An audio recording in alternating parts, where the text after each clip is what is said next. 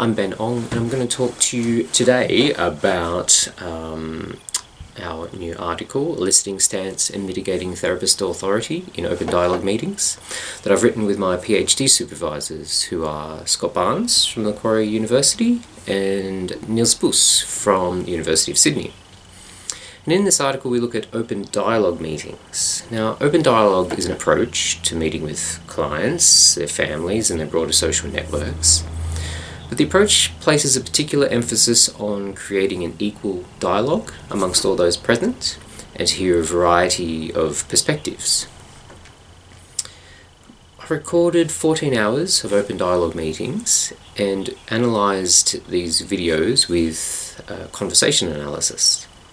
Now, conversation analysis is an approach to analysing conversations that particularly focuses on conversational structures. And by that we mean how people design their turns, for example, what words they use in their turns, or the intonation and prosody of the speech, but also looks at how those turns occur in sequences of interaction, not just the turn in isolation, but where it occurs in relation to other talk. So in this article we describe a particular type of turn design that we found in these open dialogue meetings. And the rough form of that turn goes that there's a piece of talk by the family or the client or whoever. Then the therapist responds with acknowledging or topicalizing one part of the prior talk.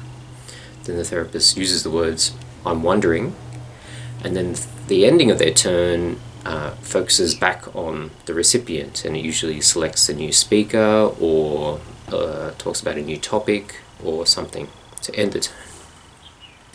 So one example from our data is that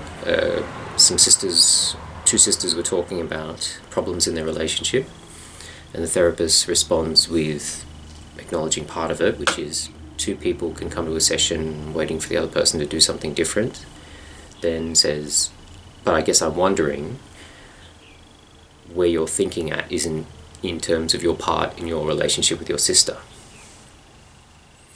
So this turn design has a number of functions and implications. Firstly, it nominates a particular topic for further development. It is a way that therapists can elicit different perspectives from the different people present. And the use of the words "I'm wondering" implicates the therapist's own stance position to some extent, but also makes it defeasible, in that it is something that the therapist can disavow later. And "I wonder" and this turn design also places a greater emphasis on the talk of the family or the client or those present rather than the therapist's own perspective. So in these interactions we see the therapist exercising a degree of authority in that they're selecting who's going to speak next, or they select the topic that the family are going to discuss. But they also allow a degree of flexibility in how the recipient, the family, can respond. If you'd like to know more, have a look at our article in Journal of Marital and Family Therapy, or if you have any questions, send me an email. Thanks.